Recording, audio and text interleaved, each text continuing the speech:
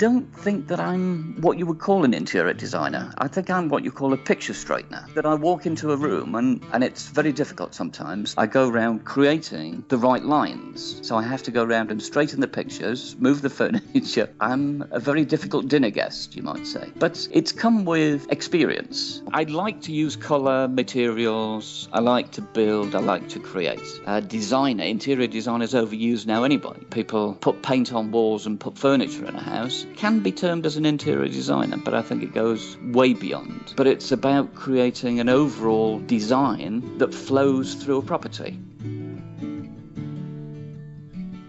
This is probably one of the largest developments we've taken on because it was inherent from a building that we bought a long time ago, and it was in what's termed as position. A fantastic position overlooking the Bay of Praia da Luz in Portugal. Because it's in 3 controlled zones in Portugal. So it's in the area of cliff development, it's in the national park, and it's also in an area of national scientific interest.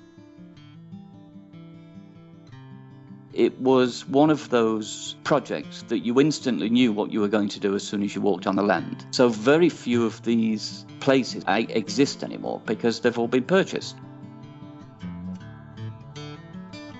Many people use the term Bauhaus for the project. Although it follows the Bauhaus principle, it's got quite a few other influences within it, because one of the main complexities of the house is its use of winter and summer. It was necessary to use the house in its winter state, but to actually allow the house to double in size in its summer state, because most of the time you live outside in the summer. So it's a very complex build, but very simple in feel. The house is pure white. So there are very few products that will work well with a white house without automatically changing the feel of what we're trying to create. So your fireplace is ideal because stainless steel is one of the items that are used quite extensively that don't change the soul of the house. They add to, not take it away or change it. We've used certain types of wood within the house, but to use too much wood will change the feel of the design.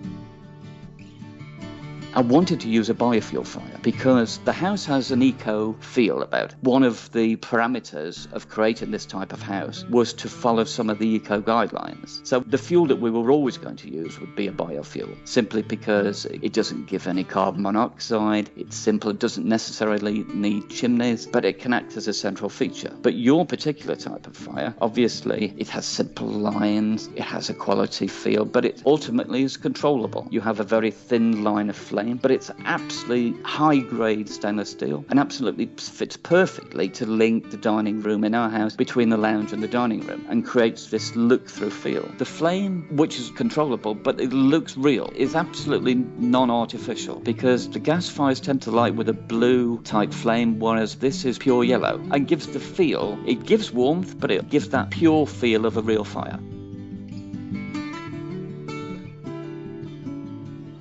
The fire in a house is always the central feature. It is the most important thing that people sit in front of, that people look at. And so I've used many fire types in most of the designs. Obviously, to me, the real fire is the ultimate. But in a project where you have very clean lines, you want to use the use of light more than the use of heat. Then you look towards using other fuel types. I've used propane, natural gas fires in the past, but they never lose this feeling of artificial. They always look as though it never quite reaches the design that you're trying to achieve. This time, obviously, your fireplace was always there. I'd seen it in many hotel foyers. I'd seen it in a lot of press. So it was always the ultimate, but it was always at the back because your type of fire, it's absolutely beautiful. It's exactly right. It is our ultimate fireplace. Everybody comments on it. Everybody wants to see it later, even in the middle of summer. But we obviously save it for the winter dinner parties. We must be one of the most photographed houses in the Algarve.